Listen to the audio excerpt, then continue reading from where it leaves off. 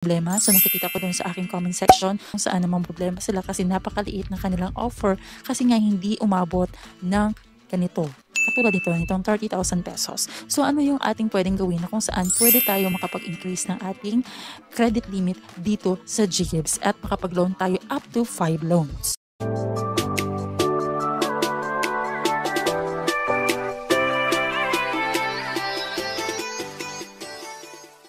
Hello guys, again this is Dad and welcome back to my channel. If you are new to my channel, please click the subscribe button and hit the notification bell na nag-upload tayo ng mga video tutorials na pwede nating pagkakitaan dito online. And for today's video, excited to share to you itong bagong features ng GGives. So dito sa GGives, meron na nga po akong offer na 30,000 pesos at dito sa 30,000 pesos ay pwede tayong mag-avail ng loans up to 5 loans. So ito po yung maganda sa ating GGives kasi nga ito po yung tinatawag na buy now, pay later, 0% to 5.49% lamang yung interest. Unlike doon sa mga iba na loan apps na kung saan umaabot sa 15% yung kanilang mga interest rate, dito masasabi ko na maganda yung GGives kasi nga 5.49% lang yung kanilang interest dito. At compared sa mga ibang apps o loan apps, mas maganda at mas mababa po itong GGives. At gamit na gamit po talaga itong GGives. GGives also is payable up to 24 months. Na kung saan pwede tayo makapag-loan up to 125,000 pesos. Kung hindi nyo pa na-unlock yung inyong GGives, meron po tayong video tutorial dito on how to unlock our GGives and how to be eligible. Kung meron na nga kayong offer dito sa GGives, katulad ko meron na nga po akong offer na 30,000 pesos dito, ay pwede rin tayo makapag-increase ng limit, especially doon sa iba na kung saan namang problema sila kasi napakaliit ng kanilang offer kasi nga hindi umabot ng ganito. Katulad nitong 30,000 pesos. So ano yung ating pwedeng gawin na kung saan pwede tayo makapag-increase ng ating credit limit dito sa GGives at makapag-loan tayo up to 5 loans. Alam nyo ba na mayroong bagong features dito yung GGives? So kung hindi nyo pa natatry, pwede nyo na siyang itry.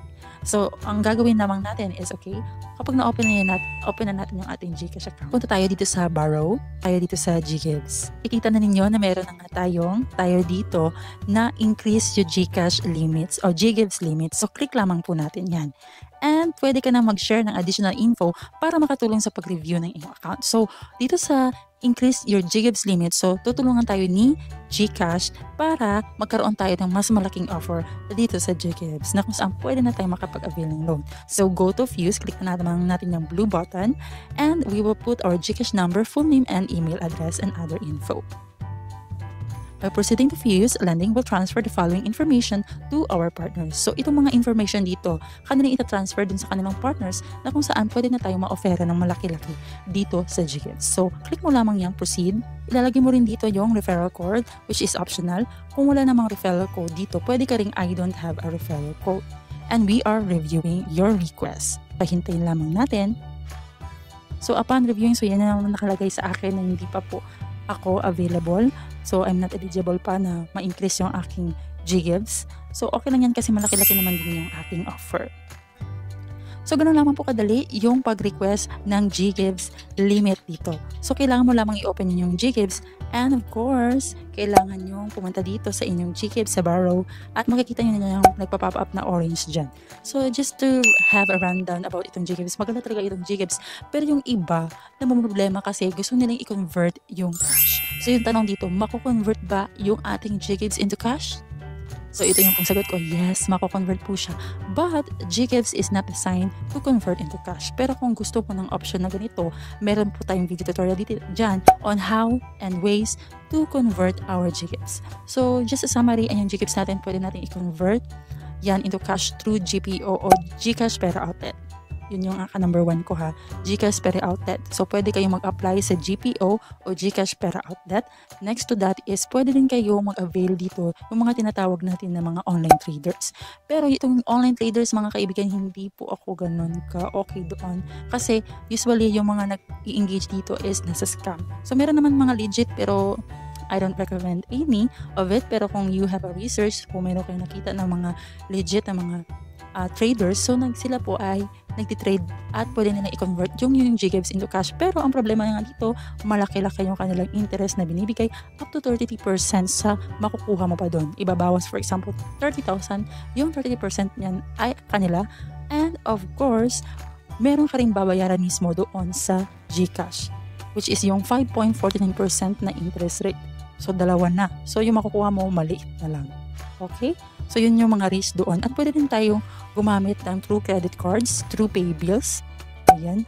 Kung meron kayong mga credit cards, pwede niyong gamitin para ma-convert niyo sa GCash ang inyong mga pera at ma-cash out nyo.